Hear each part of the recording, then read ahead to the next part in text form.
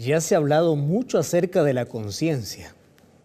Sin embargo, este estudio científico refleja o revela de aquello que ya se habló por mucho tiempo. ¿Cuántos hemos usado esa expresión? Tiene una mala conciencia, no tiene conciencia, pobre conciencia. Y hemos hablado mucho acerca de eso. ¿Qué es la conciencia? Estuve viendo algunos datos muy importantes que tienen que ver la relación que tiene entre nuestra mente y nuestra salud física. Y claro, nosotros somos un ser humano indivisible. Todo lo que afecta a nuestra mente afecta a nuestro físico, ¿verdad? No hay manera de poder decir, yo estoy bien cuando tienes un problema. No hay manera, un problema mental o un problema en tus emociones o un problema interno. No hay manera de decir yo estoy bien.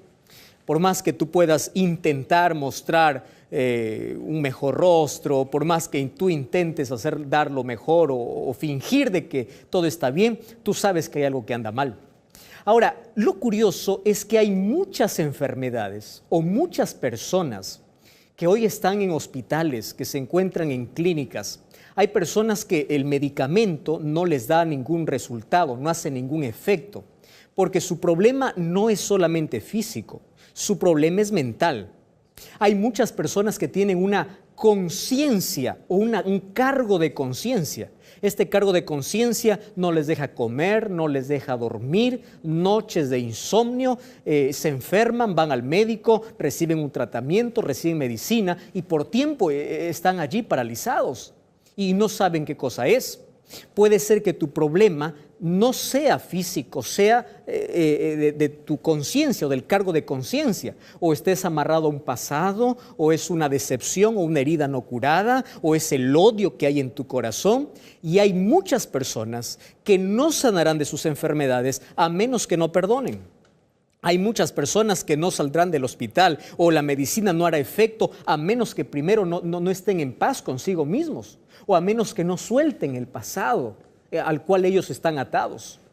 Yo no sé cuál es tu caso, yo no sé si conoces a una persona que tiene un problema físico y la verdad no hay ninguna medicina que pueda hacer efecto en esa persona.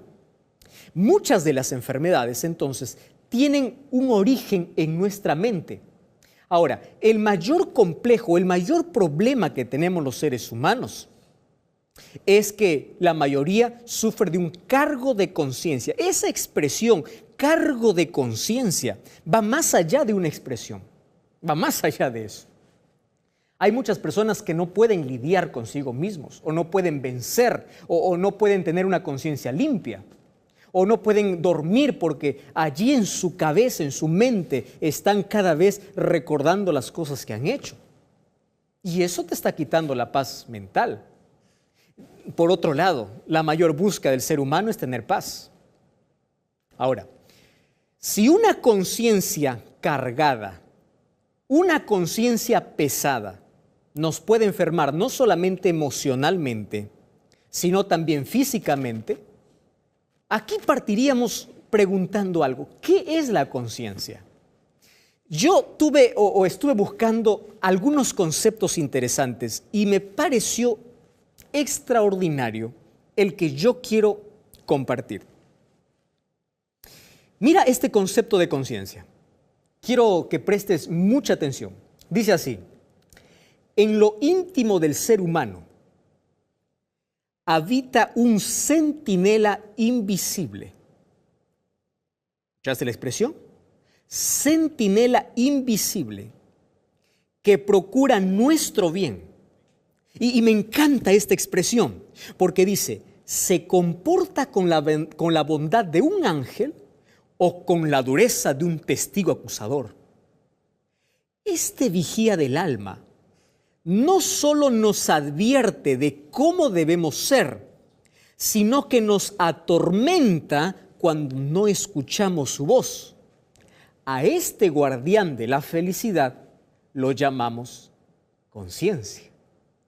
Me encantó un concepto que dio Montaigne. Él dice, la conciencia hace que nos descubramos o que nos acusemos a nosotros mismos. Y a falta de testigos, ella declara contra nosotros. ¿Quién alguna vez no se ha sentido martirizado por su conciencia? Hiciste algo que probablemente nadie se dio cuenta, pero tu conciencia te está acusando y te está diciendo que lo que acabas de hacer es incorrecto. No necesitas de testigos. La conciencia en algunos casos viene a ser como un martillo y un clavo, que cada vez que te lleva aquel recuerdo de lo malo que hiciste, empieza a herirte y empieza a abrir una herida. Me encanta la expresión que es un centinela que procura siempre nuestro bien. Es por eso que yo quiero mostrarte hoy cuál es la misión de la conciencia.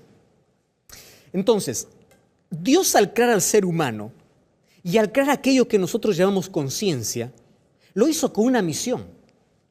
Y es la misión de advertirnos, la misión de poder en nuestra vida diferenciar lo correcto de lo incorrecto. Todos los seres humanos, sin excepción, desde que venimos a este mundo, sabemos qué cosa es lo que está bien y qué cosa es lo que no está bien. La conciencia funciona más o menos como un semáforo, ¿verdad? El semáforo te dice verde, puedes hacer, puedes pasar, puedes correr, puedes actuar. O te dice rojo, para, es peligroso, no te atrevas, no te metas, no continúes, no digas esto, no hagas lo otro. Así funciona la conciencia. O a veces está también en color naranja o en ámbar, ¿verdad? Porque uno dice, ¿y ahora este asunto cómo es? ¿Sí o no? Ahora, la conciencia tiene una misión. Y esa misión es tan importante que tú y yo podamos conocer.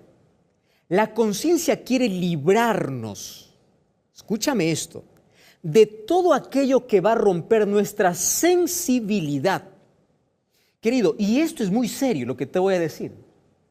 Porque Dios colocó allí en nuestro cuerpo, en nuestra mente, ese semáforo, ese sensor, ese filtrador para poder controlarnos o para poder advertirnos. Cuando tú desobedeces la voz de tu conciencia, tú te sientes mal, tú te puedes hasta enfermar físicamente. La conciencia levanta su voz cada vez que tú desobedeces. Solo que hay un problema. Hay cosas en la vida que pueden herir la sensibilidad. ¿Y por qué te digo que esto es interesante que podamos entender? Porque cuando perdemos la sensibilidad, perdemos la línea entre lo correcto y lo incorrecto. Es por eso que hay personas que hacen cosas malas y ellos están bien, ellos están tranquilos. ¿Qué sucedió? Perdieron la sensibilidad. Y el ser humano, cuando desobedece tantas veces a la voz de su conciencia, un día aquella voz, cuando pone primero sus intereses, la fama, el placer, el poder, el dinero, coloca por encima de sus principios, esa conciencia, esa voz se va apagando, se va alejando y cada vez se escucha menos. Entonces, cuando tú te vuelves insensible, te vuelves duro, entonces no hay nada que pueda controlarte. Y allí nosotros encontramos a personas con desórdenes mentales, personas que matan, personas que hieren, personas que hacen cosas en la vida y personas que para ellos es normal, para ellos es natural. Perdieron la sensibilidad, rompieron el semáforo. Ante el grito de la conciencia, ellos se sobrepusieron a ella. Entonces aquella voz cada vez va menguando. Y eso es muy peligroso, querido. Por eso vamos a dar gracias a Dios por aquello que colocó en nuestra vida. Sin embargo, tenemos que cuidar. Pero ¿cuál es la realidad de nuestras conciencias? Mira, el apóstol Pablo hablaba sobre este asunto de una manera muy cuidadosa y también nos advertía desde hace mucho tiempo de cómo nosotros debemos cuidar nuestra conciencia. Si la conciencia es la que nos señala el camino correcto y el incorrecto, entonces nosotros tenemos que cuidar, nosotros tenemos que obedecer. Y si nuestra conciencia está en acorde a la palabra de Dios, ¿cómo sé que mi conciencia está en acorde a la palabra de Dios? Cuando todos los días busco el consejo divino, busco la Biblia, entonces yo tengo en mi conciencia la línea más marcada o una línea mayor que yo puedo diferenciar con claridad qué es correcto y qué es incorrecto. Ahora fíjate, Efesios capítulo 4. versículo 17 al 19. Es un texto estremecedor. ¿Me acompañas a leer? Efesios 4, 17 al 19. Dice así, presta mucha atención. ¿Estás escuchando, Eduardo? ¿Estás escuchando, Miguel? José. Mira, dice así la Biblia. Por tanto, dice el Señor, que ustedes no anden como andan aquellos en sus propios pensamientos y vanidades. ¿Por qué andan así? Entonces ahí viene el versículo 18. El versículo 18 dice, ellos tienen la conciencia oscurecida. ¡Wow! ¿Qué cosa tienen? Conciencia oscurecida. Tienen oscurecido el entendimiento. Y ellos entonces viven en ignorancia por la dureza de su corazón. Rompieron esa sensibilidad. Ahora, como no hay nada que los advierta, ellos pueden pecar libremente y el pecado les da tanto gusto y tanto placer que para ellos ya no es malo. Aquel que robó la primera vez tenía un cargo de conciencia. Si paró de robar, su conciencia sigue sensible. Pero aquel que roba 2, 3, 4, 10, 15, 20, ahora se vuelve un experto. Para él robar ya no tiene cargo de conciencia. Tiene una conciencia cauterizada, una conciencia oscurecida, como dice aquí el apóstol Pablo. Y el versículo 19 dice así, entonces se vuelven insensibles y se entregan para cometer cualquier acto. Claro, no hay nada que les advierta, no hay nada que les pueda impedir. Entonces, ¿qué cosa hacen? Ellos tienen un desenfreno total. No hay nada que les pueda controlar. Ahora, esto, querido, es muy peligroso. ¿Y por qué es muy peligroso? Mira, tú sabías que hay mucha... cuando nosotros perdemos ese sentido de conciencia, esto influye en nuestro éxito o en nuestro fracaso en la vida. Por ejemplo, una persona que ya no advierte el peligro, comete errores, abre heridas, hiere a las personas, pero termina hiriéndose a sí mismo cuando pierde esa sensibilidad. Ahora, una conciencia atormentada hace a un ser humano infeliz. Es decir, cuando tú te atreves a quebrar las leyes divinas, cuando tú te atreves a desobedecer, a no escuchar la voz de Dios, porque Dios también habla a través de tu conciencia, habla a través de su palabra y habla tu conciencia. Y cuando te atreves a desobedecer, entonces tú vas a sufrir algunas consecuencias. Antes, por ejemplo, ¿cuáles son algunas causas que hacen que nuestra conciencia pueda, como dice el apóstol, enturbiarse o oscurecerse? Hay muchas causas. Por ejemplo, el odio contra una persona puede oscurecer la conciencia. ¿Qué más? Los malos hábitos, los recuerdos negativos, una vida desordenada, una vida sin Dios, una vida sin límites, en desenfreno total, una vida que corre tras los placeres. Muy bien. Ahora, tú puedes decir, pastor, ¿y eso qué tiene que ver conmigo? Espera un momento. Hoy quiero hablarte porque esto es un asunto serio. Mira, ¿tú sabías que cuando uno pierde esa sensibilidad, empieza a tener un cargo de conciencia? Ahora, cuando uno tiene un cargo de conciencia, tiene algunas consecuencias. Yo te voy a mostrar por lo menos 5 cosas que sucede a las personas que tienen una conciencia atormentada. ¿Estás de acuerdo? Quiero que prestes mucha atención. Mira, número 1, dolencias somáticas. Presta atención. Hay personas que tienen dolor de cabeza, dolor muscular y es constante. Va al médico, toma un analgésico, toma algún calmante y se acabó. Y es constante. Dolores de cabeza, musculares, cansancio, agotamiento. No, es por el estrés, sí. Pero también puede ser una causa somática por causa de una conciencia atormentada. Número 2. ¿Tú sabías que aquellos que tienen un cargo de conciencia a veces parecen estar deprimidos, pero no están? Porque hay personas que para todo dicen estoy deprimido y no están deprimidos. Mucho cuidado, la depresión es una enfermedad. No es para decir estoy deprimido y listo, no. pero tienen esa sensación de depresión. Pierden el apetito, pierden el sentido de la vida. Para ellos la vida es gris, perdió su color, ya no tiene nada sentido, hacen las cosas con desgano porque tienen una conciencia atormentada. Eso es la consecuencia de tener una conciencia atormentada.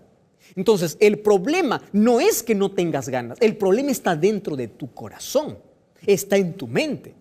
Tú necesitas una conciencia en paz, una conciencia tranquila.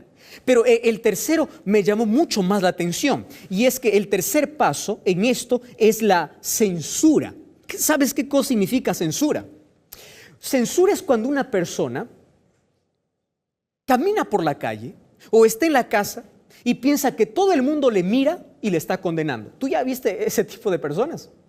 Personas que actúan a la defensiva. Alguien le mira y piensa que le está acusando. Lo que le está acusando es su conciencia, pero ella piensa que todo el mundo le está apuntando con el dedo y que todos le están condenando. Entonces allí toma una actitud de censura. ¿Cómo así? Empieza a mirar a las personas y empieza a criticar. Dice, mira, fulano de tal. ¿Sabes por qué empieza a criticar? Para calmar su conciencia, para hacer creer de que el otro es peor, de que él es mejor, de que lo que él hizo es pequeño, de que lo que está haciendo el otro es grave. Entonces, mucho cuidado si estás criticando. Mucho cuidado. Porque si tú estás criticando frecuentemente, puede ser que tengas una conciencia atormentada y por querer tranquilizar tu conciencia, empiezas a ver tus defectos en la vida de los demás. Mucho cuidado. Ahora, siguiente. Mira, ¿cuál es el siguiente paso? Es hostilidad. Quiere decir, tus actitudes son hostiles, nadie te soporta. Es más, ni siquiera tú te aguantas. Yo ya recibí muchos mensajes allí. Tengo una página allí en Facebook diciendo, pastor, ni yo me soporto. ¿Qué puedo hacer? Tienes un problema allí en tu mente, en tu conciencia. No tienes una conciencia de paz. Y número 5 viene la comprensión. Este es un asunto serio. ¿Sabes por qué? Porque ahora, como no puede calmar su conciencia, busca de alguna manera negociar con su conciencia. ¿Y cómo lo hace? Empieza a hacer obras buenas. Empieza a dar ayuda a los pobres, empieza a construir templos, empieza a dar tantas cosas. ¿Para qué? Para decir, soy bueno. Ya con esto compenso todo lo malo que yo hice. ¿Ya conoces personas así? Por querer tranquilizar su conciencia, empiezan a hacer obras buenas. Y es más, haciendo esas obras, piensan llegar al cielo. Querido, tener una conciencia cauterizada, una conciencia atormentada, no es un asunto tan simple. Ahora fíjate, la Biblia narra en el libro de Mateo, capítulo 2, Marcos, capítulo 2, desde el versículo 1 hasta el versículo 12, una historia extraordinaria. Mira, allí habla de un paralítico que llegó hasta Jesús. Solo que cuando llegó a Jesús, Jesús no le dice, te sano o levántate, le dice, te perdono. ¿Qué estaba necesitando ese paralítico? ¿Acaso no estaba necesitando sanidad? ¿Sanidad o perdón? Sanidad. Pero Dios le dice, te perdono. Es decir, él estaba allí paralítico. Su problema físico no era un problema simplemente físico, era espiritual. Y cuando Jesús le perdona, entonces le dice, toma tu lecho y camina. Él se sintió libre. Ese peso, esa carga que tenía ahí en sus hombros, lo quitó y dijo, ahora sí, puedo ser libre. ¿Sabes? Jesús es el único que puede darte una conciencia tranquila, un sueño agradable. Adiós noches de insomnio. Adiós noches sin dormir por causa de aquel pasado, de aquellos recuerdos dolorosos, de aquella conciencia que te atormenta. Dios quiere ofrecerte su perdón. Estoy hablando para ti que estás enfermo por mucho tiempo, pero tienes odio en el corazón. Perdona y sé libre. Nunca te vas a sanar a menos que primero no perdones, a menos que no saques el odio de tu corazón. o a menos que tú no pidas perdón a Dios y puedas tener una conciencia tranquila. Vamos a conversar. Vamos a conversar. ¿Cómo está tu conciencia? ¿Estás escuchando la voz de Dios? ¿Puedes diferenciar la línea entre lo correcto y lo incorrecto? ¿Estás desobedeciendo la palabra de Dios y también la voz de tu conciencia cuando te dice, no hagas eso? No pierdas la sensibilidad. Porque ¿sabes qué sucede cuando una persona se endurece? No reconoce su situación. Y si no reconoce su situación, no va a pedir perdón. Y si no pide perdón, no tiene perdón de Dios. Siempre habrá perdón para aquel que quiere, para aquel que busca a Dios, para aquel que sabe que está mal. Pero aquel que perdió la sensibilidad no mira su condición y empieza a actuar de manera descontrolada. Pablo dice, ellos tienen la conciencia oscurecida. Jugaron tanto con el pecado que ahora ya no llaman pecado al pecado, si no llega a formar parte de su vida. Querido, entonces, cuando tú ya pierdes la sensibilidad y no tienes necesidad de Dios, ya no tienes perdón. ¿Por qué no tienes perdón? ¿Porque Dios no quiere perdonarte? No, sino porque ya no necesitas de Dios. Hay muchas personas que me escriben y dicen, pastor, yo hice tantos pecados, yo estoy tan lejos de Dios, ¿será que Dios me perdona? Yo le digo, si tú reconoces que estás lejos de Dios y tienes deseo de volver a Jesús, claro que Dios te perdona. Porque ahí en tu conciencia hay una voz, el Espíritu Santo hablándote, diciendo, abandona el pecado, deja lo que estás haciendo, ven a Jesús, estás lejos. Ese sentimiento de soledad, ese sentimiento de querer ir a Jesús, la voz del Espíritu Santo hablando a tu mente. Y hoy te está hablando a ti, a través de este programa. Estoy hablando para ti que tienes una conciencia ya oscurecida, para ti que no puedes dormir, para ti que estás enfermo y probablemente tu enfermedad no sea física sino espiritual. Ven a Jesús, pide perdón. Jesús hoy quiere darte una conciencia tranquila. Jesús dice, venid a mí los que estáis cansados. David decía, Señor, crea en mí un nuevo corazón, dame una nueva conciencia. Querido, Dios quiere hacerte una nueva persona. Ezequiel dice, quiero darte un corazón nuevo, una conciencia limpia. ¿Quieres orar conmigo? Quiero orar por ti. Querido Dios, hay cientos de personas que al escuchar este programa están entregando su corazón, su vida. Están permitiendo que el Espíritu Santo pueda seguir hablando.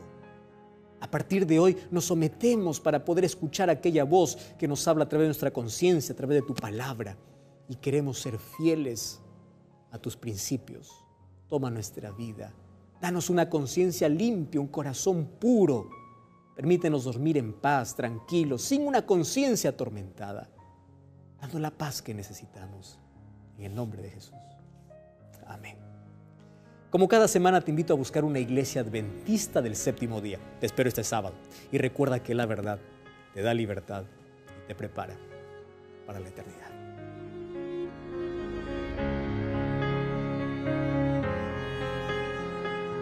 ¿Por qué tengo que hablar de esperanza? Sabes que es una palabra que siempre nosotros lo usamos en nuestro vocabulario, porque todos estamos acostumbrados en la vida a esperar algo. Esperanza viene de esperar, viene de aquella actitud maravillosa que tienen aquellos seres humanos optimistas que esperan siempre algo mejor después de algo que sucedió en la vida. Hace algunos días yo estaba conversando allí con una persona que me estaba contando un caso muy particular de su vida. Y esa persona me contaba ya muchas cosas difíciles que pasó. Contaba que fue abandonada por su padre cuando ella tenía 6 años de edad. Me contó la crisis que ella pasó a detalle, las carencias con las cuales ella creció.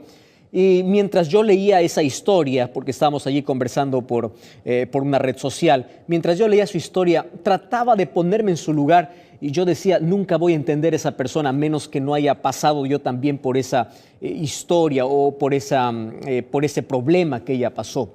Muchas veces los seres humanos podemos usar algunas frases como te entiendo, te comprendo, pero realmente no estamos entendiendo, no estamos comprendiendo a menos que no pasemos por esa situación. Después de haber leído esa historia, yo me quedé mudo por un momento, no sabía qué escribir, no sabía qué palabras usar. ¿Ya te pasó eso alguna vez cuando un amigo vino, te contó un problema, te contó una historia que a ti te dejó impresionado? Y es más, tú te sientes impotente de poder ayudar. Y esa persona me decía: pastor, dígame algo, ¿qué cosa debo hacer en mi vida? ¿Qué cosa? Solo que yo me agarré de una de las preguntas que ella ya me había hecho en la conversación. Y ella me decía así: pastor, ¿existirá alguna cosa en este mundo que pueda de alguna manera anestesiar el dolor que nosotros sentimos en la vida? Yo me quedé pensando en esa pregunta. ¿Existirá algo en este mundo que pueda aliviar un poco nuestro dolor? Si te das cuenta, las noticias del día a día se basan solamente ¿en qué? En violencia, en terror, en muerte, en tragedia, en dolor. Mientras tú estás mirando este programa, hay miles de personas que están llorando. Probablemente tú estés ahora mirando el programa en una clínica. Estás allí porque tienes a un familiar tuyo que está hospitalizado. Tienes a un hijo tuyo y tú no entiendes por qué está sucediendo todo eso. Empiezas a repasar tu vida y dices: yo no merezco esto. Y nadie merece el dolor, querido. Estoy pensando en aquella persona que perdió todo en la vida porque un terremoto vino, movió la tierra y no solamente acabó con su casa, acabó también con la vida de un ser querido. Probablemente acabó con la esperanza, que era lo único que tenía en la vida. Y un momento se quedó allí abandonado, se sintió solo y dice: ahora tengo que comenzar de nuevo. La pregunta de esta persona que me había contado la historia era: pastor, ¿existirá alguna cosa en esta vida que pueda por lo menos adormecer el dolor mientras Jesús todavía no viene para poner fin a la historia del pecado? Porque tú sabes que nuestra fe y nuestra esperanza está en que Cristo regrese para poner fin al dolor, fin a la tragedia, fin a los terremotos, fin a todo lo que hoy está aconteciendo. Ahora, esa pregunta me llevó a pensar y me llevó a buscar aquí en la Biblia alguna cosa que pueda tranquilizar un corazón adolorido, una vida destruida, una persona que se siente acabada en la vida. Entonces, allí abriendo la palabra de Dios, yo encontré que la Biblia no me da una anestesia para adormecer el dolor, me da algo mucho mejor que eso.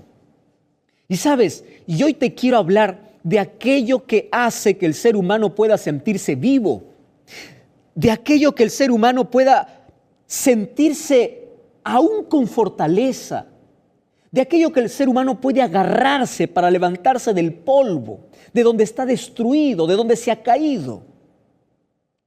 ¿Y sabes cómo se llama eso? Eso se llama esperanza. Sí, eso se llama esperanza.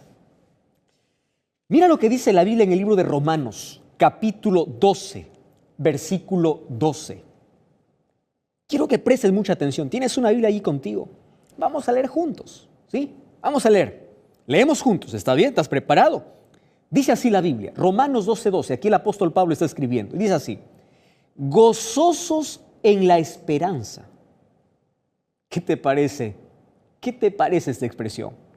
Gozosos en la esperanza. Ah, qué bonito.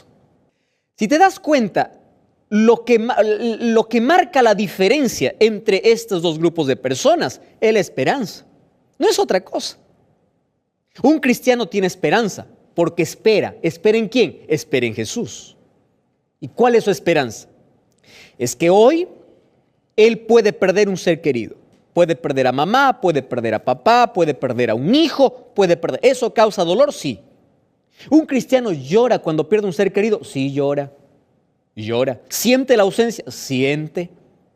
Pero ¿qué cosa es lo que hace la diferencia? Es que él tiene esperanza. ¿Y cuál es su esperanza?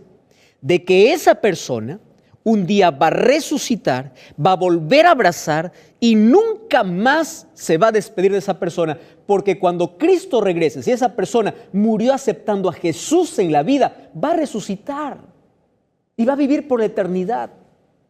Entonces, el consuelo es: yo no te digo hasta siempre, te digo solamente hasta pronto. Eso me da esperanza, me trae consuelo, fortalece mi corazón. ¿Te das cuenta? Ahora, cuando los seres humanos tenemos esperanza, nuestra vida cambia. Cuando no tenemos esperanza, nuestra vida es un desierto. La esperanza son como las flores de primavera en nuestra vida. La esperanza es como una luz en medio de la oscuridad. La esperanza es aquello que brilla detrás de toda la tragedia, detrás de todo el dolor. Y todo el mundo tiene esperanza. Todos tenemos esperanza. El enfermo tiene esperanza de sanar. El soltero tiene esperanza de casarse. El que está sin trabajo tiene esperanza de conseguir un trabajo. El niño tiene esperanza de crecer. El joven tiene esperanza de encontrar la pareja ideal. El adulto tiene la esperanza de poder sentirse realizado y tener éxito en la vida. El mundo se maneja en base a esperanza. Ahora, el asunto es, ¿dónde deposito mi esperanza? ¿En quién está mi esperanza? Y bueno, aquí sí vamos a hablar de un asunto delicado. ¿Está bien? Esto es un asunto muy serio. ¿Y cuál es el asunto? Cuando nuestra esperanza está en cosas frágiles y temporarias de la vida, nuestra esperanza termina quebrando más nuestro corazón, causando más dolor, trayendo más herida a la vida. Entonces, cuando nuestra esperanza está en el dinero se acaba. Cuando nuestra esperanza está en el poder, en el gobierno, en la autoridad, cuando la esperanza incluso está en los hijos, hasta los hijos te pueden fallar. Las esperanzas humanas terminan decepcionándonos. Ya escuchaste la historia de aquellos padres que no veían a su hijo 2 años y justo cuando estaba cumpliéndose el 2.º año, bueno, no lo veían porque él se había ido a servir a la patria, allí se había ido al ejército, y justo cuando él estaba por salir ya de regreso a casa se declaró una guerra en su país y él tuvo que decir a sus padres, miren, yo no les voy a ver más porque voy a ir a la guerra. Estos padres estuvieron allí preocupados, ahora nuestro hijo va a estar en la guerra, ¿qué va a suceder de él? Probablemente se despidieron como para nunca más verlo. Pero después de que el conflicto cesó y terminó, el hijo llama para el papá y le dice, papá, ¿sabes? Estoy vivo. No morí en la guerra. Estoy vivo y, ¿sabes? Voy a regresar a casa. Ahora ya no hay nada que pueda impedir de que pueda volver a casa, de que pueda abrazarlos una vez más a ustedes. Y quiero que imagines la alegría, ¿verdad? De papá, de mamá allí. Nuestro hijo vuelve. Nuestro hijo vivió.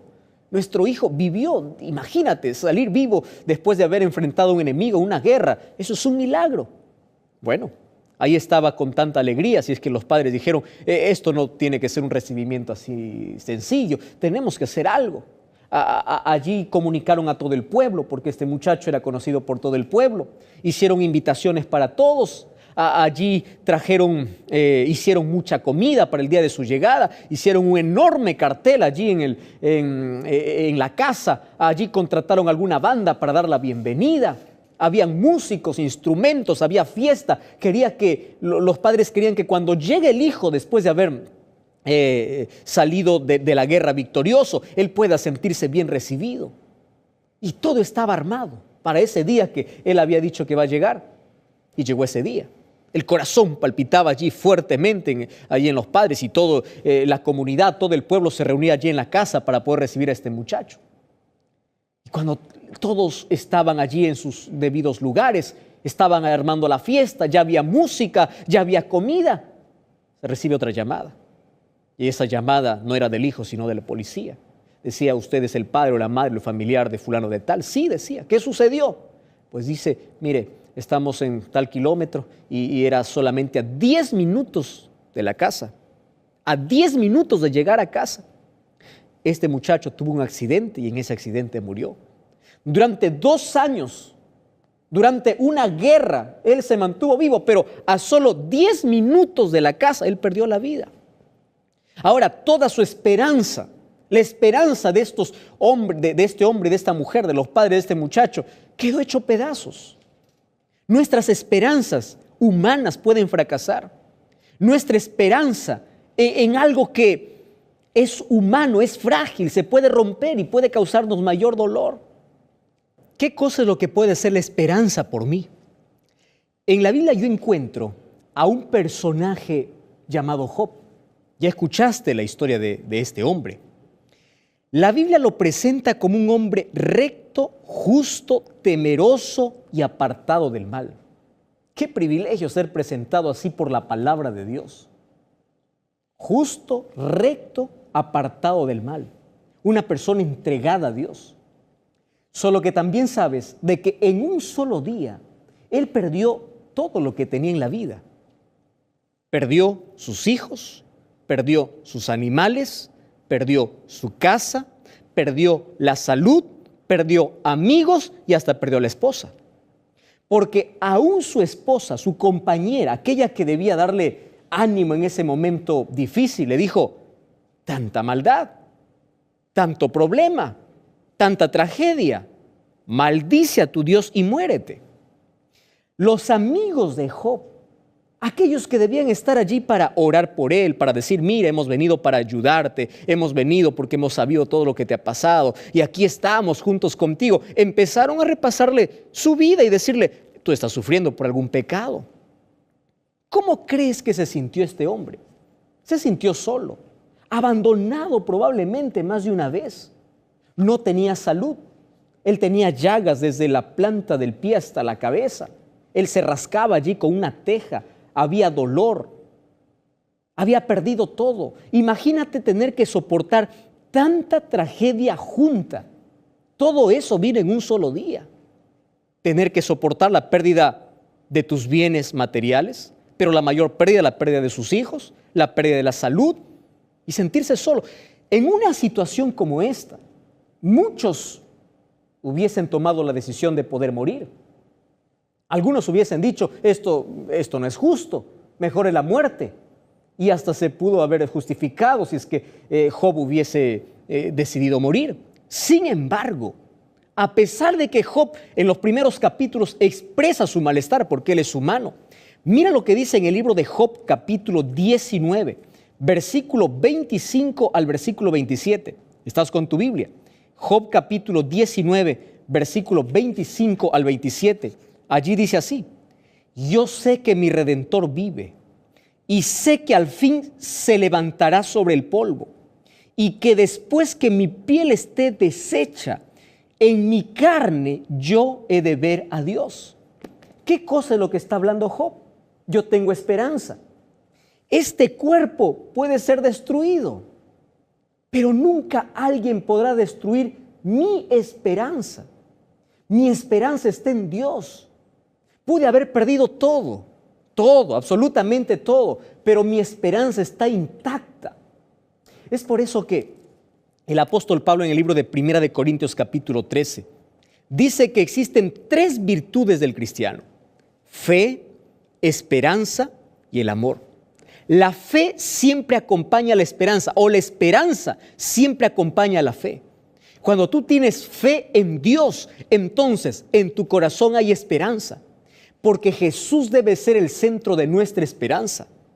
Jesús es la esperanza para ti que te sientes esclavo de la vida, del trabajo, de las drogas, del vicio. Jesús es tu libertador. Si tienes una sed espiritual, Jesús es tu esperanza porque eres el agua de vida. Si te sientes en oscuridad, Jesús es tu esperanza porque Él es tu luz. Si quieres oportunidad en la vida, Jesús es tu esperanza porque Él es la puerta.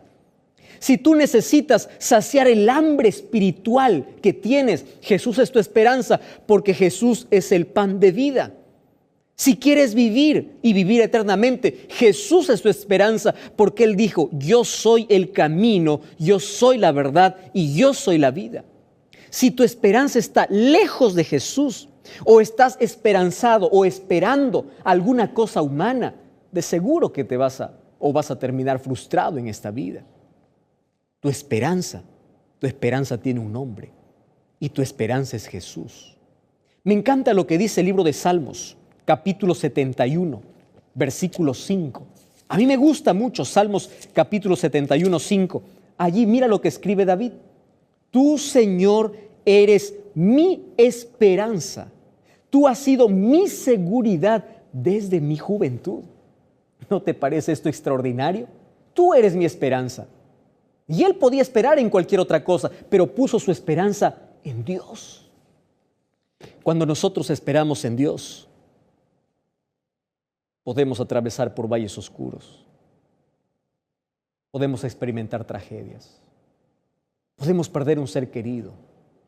Podemos perder todo en la vida. Absolutamente todo.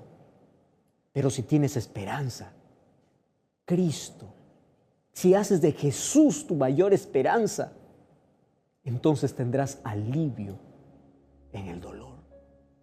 Recuerda la historia de aquella mujer que sabía que tenía solo pocos días de vida. Ella era una cristiana.